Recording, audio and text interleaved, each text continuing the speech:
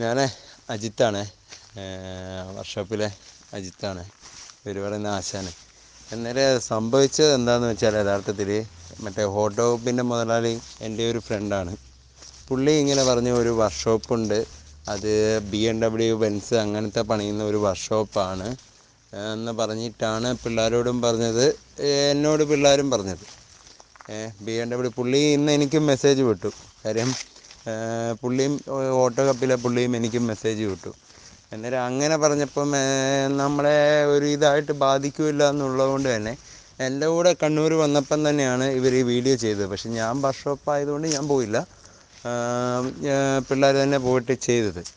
പക്ഷേ പിന്നീടാണ് ഈ പറഞ്ഞ ഈ പുള്ളിയടക്കം ഇത് ഇങ്ങനെ വർക്ക്ഷോപ്പ്, സാധാരണ നമ്മുടെ ഹൈടെക് വർക്ക്ഷോപ്പും എല്ലാ വണ്ടി പണിയെടുക്കുന്നതും ആക്സസറീസും എല്ലാ സെറ്റിങ്ങും ഉള്ള വർക്ക്ഷോപ്പാണെന്ന് പുള്ളിയും പിന്നീടാണ് അറിഞ്ഞത്.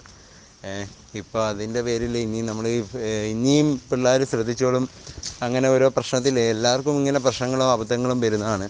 അന്നേരം നമുക്കത് ക്ഷമിച്ച് വിട്ടുകളയാം. പരമാവധി ഇപ്പം തന്നെ എല്ലാ മൂടും അവന്മാർ എന്നാ പറയുക, എല്ലാ ഇതും തകർന്നിരിക്കുക. അതുകൊണ്ട് മാക്സിമം നമ്മൾ കുറ്റം പറഞ്ഞാലും നിങ്ങൾ സപ്പോർട്ട് ചെയ്യുന്ന ആൾക്കാരാണ്. അന്നേരം അതുകൊണ്ട് മാക്സിമം സപ്പോർട്ട് ചെയ്യുക. അതുകൊണ്ട് ദയവേത് ഇനി ഈ പ്രശ്നം എന്നാ പറയുക, ഇനിയും വരാതിരിക്കുക. പിന്നെ എൻ്റെ വർക്ക്ഷോപ്പിൽ നിന്നും ചെറിയ പ്രശ്നം ഇങ്ങനെ വന്നുപോയി. അതെന്ന് പറഞ്ഞാലും കുറച്ച് സൗന്ദര്യപ്പിണക്കം ഇവരുമായിട്ടും പണിക്കാരായിട്ടും കുറച്ച് 2 പേരായിട്ട് വന്നു. അതിൻ്റെ പേര് വന്നതാണ്. അതിൻ്റെ പേര് ഞാനും ക്ഷമ ചോദിക്കുന്നു. മാക്സിമം എന്നാ പറയുക, അതുകൊണ്ടാണ് ഈ പ്രശ്നം ഇത്രയും വന്നത്. മൊത്തത്തിലൊരു പ്രശ്നമുള്ള ദിവസമായിപ്പോയി. പക്ഷേ നമുക്ക് ഇനി ഒരു 2 ദിവസം കൂടിയുള്ളൂ ഇവർ പോകാൻ വേണ്ടി. അന്നേരം മാക്സിമം സപ്പോർട്ട് ചെയ്തിട്ട് ഞാനും അങ്ങനെയാണ് ആഗ്രഹിക്കുന്നത്. എല്ലാവർക്കും തെറ്റ് പറ്റുമല്ലോ, ആരും തെറ്റ് പറ്റാതായിട്ടൊന്നും ഇല്ലല്ലോ.